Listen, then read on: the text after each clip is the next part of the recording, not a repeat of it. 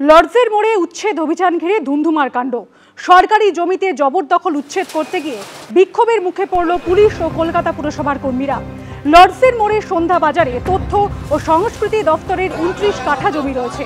অভিযোগ, দীর্ঘদিন ধরে সেখানে জমি জবরদখল করে গড়ে উঠেছে বেআইনি দোকান।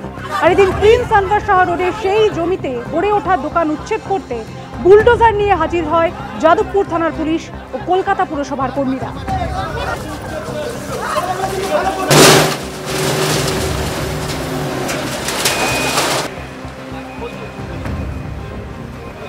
এখানে আপনার 30-40-এর উপরে দোকান আছে, ঠিক আছে? 100টা হকার, আমাদের হকার কমিটির সার্টিফিকেট থেকে শুরু করে সব আছে। এরা আমাদের টাইম দিয়েছে, কিন্তু এরা এখন গাইড জড়িয়েছে, দোকান ভাঙচুর করতে এসছে।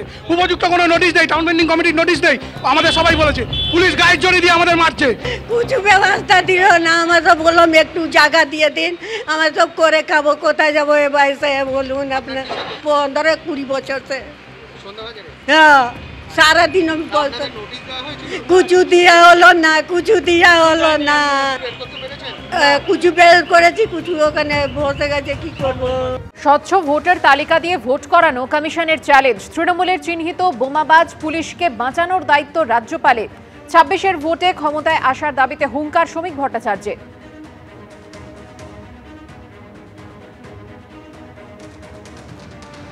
স্বচ্ছ ভোটার তালিকার মধ্যে দিয়ে পশ্চিমবঙ্গে অবাধ এবং শান্তিপূর্ণ নির্বাচন করাটা নির্বাচন কমিশনের কাছে একটা চ্যালেঞ্জ। আর রাজ্যপাল, যিনি রাষ্ট্রপতির প্রতিনিধি হিসেবে এখানে থাকবেন, তার এটা বিশেষভাবে দেখা দরকার যে নির্বাচনের ফল বেরোনোর পর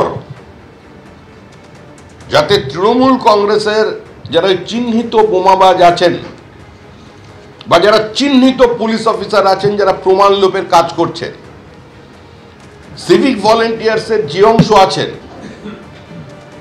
তাদের জীবন এবং তাদের শরীর যাতে অক্ষত থাকে সেটা দেখার দায়িত্ব কিন্তু তখন রাজ্যপাল। কারণ নতুন সরকার এলে তার তো একটা টিদিং পিরিয়ড থাকে, সে তো রাতারাতি সমস্ত প্রশাসনকে ঠিক করতে পারবে না, তার তো 15-20 দিন সময় লাগবে। কিন্তু তার মধ্যে যাতে এরা আক্রান্ত না হয়, তার মধ্যে কোনো লিঞ্চিং এর ঘটনা যাতে না ঘটে, সেটা দেখার দায়িত্ব থাকবে রাজ্যপালের। মানুষের ভোট পেলে তো ক্ষমতায় আসবেন।